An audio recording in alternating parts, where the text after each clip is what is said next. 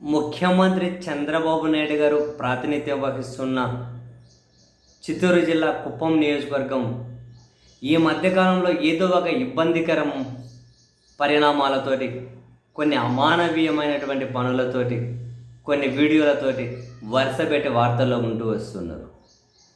మొన్నటికి మొన్న 25 సంవత్సరాల శిరీష అనే ఆమెను వాళ్ళ భర్త అప్పు చేసి 80,000 తీర్చలేదు అని కొడుకు స్కూల్కి వెళ్ళే బ్యాగు డ్రెస్ వేసుకొని ఉంటే చెట్టుకు కట్టేసి కొట్టిన అత్యంత ఘోరమైన అమానవీయమైనటువంటి వీడియో దేశవ్యాప్తంగా చర్చనీయాంశమైంది. మానవ హక్కుల కమిషన్ ప్రభుత్వానికి నోటీసులు కూడా జారీ చేసింది.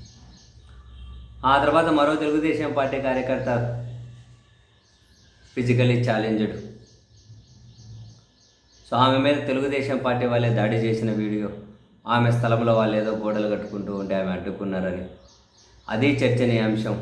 తాజాగా వైఎస్ఆర్ కాంగ్రెస్ పార్టీ ఒక ట్వీట్ చేసింది. మాజీ మంత్రి రోజా గారు కూడా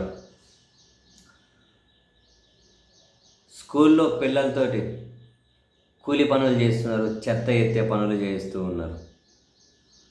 నిజంగా మరి ఎందుకు చేయించాల్సి వచ్చిందో, ఎందుకు ఇలాంటివి మధ్య పనులు పిల్లలతో చేయిస్తున్నారో తెలియదు. కానీ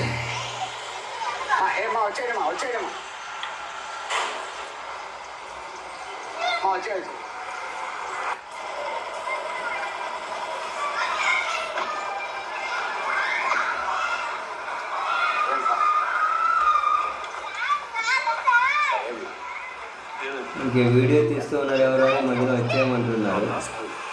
పిల్లలతో చెత్త చూడండి ఎట్లా చేస్తున్నారు. పిల్లలతో అంటే ఏదో చెత్త వేస్తున్నారు, ఎక్కడో మోయిస్తున్నారు. ఏంటదంతా సమాజనా ఏదో అలాగే ఉంది, ఎందుకు చేస్తున్నారు? ఎక్కడ ఇదంతా అంటే ముఖ్యమంత్రి చంద్రబాబు గారు ప్రాతినిధ్యం వహిస్తున్న కుప్పంలో విద్యార్థుల బతుకు విలువ ఇదేనా అని రోజా గారి ట్వీట్. స్వీపర్లు ఉన్న బైరుగానిపల్లె స్కూల్లో అట, కుప్పం దగ్గర బైరుగానిపల్లె స్కూల్లో ఉపాధ్యాయులే విద్యార్థులతో చెత్త ఎత్తేస్తున్నారు.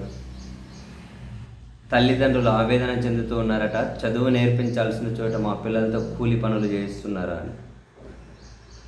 ఇది విద్యాలయమా లేక శిక్షా శిబిరమా లోకేష్ గారు అని పేద పిల్లల భవిష్యత్తు దృష్టిలో పెట్టుకొని ఇప్పటికైనా విద్యాశాఖపై దృష్టి పెట్టండి అని లోకేష్ గారిని కూడా ట్వీట్ చేస్తూ ట్యాగ్ చేస్తూ రోజా గారు ట్వీట్ చేశారు, వైసీపీ వాళ్ళు ట్వీట్ చేశారు.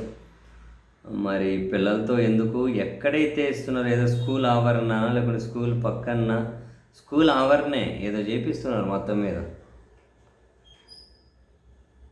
ఇట్లాంటి వీడియోలతో మొత్తం మీద అయితే చంద్రబాబు నాయుడు గారి కుప్పం ఈ మధ్య వరుసగా వార్తలు వస్తూ ఉంటాయి.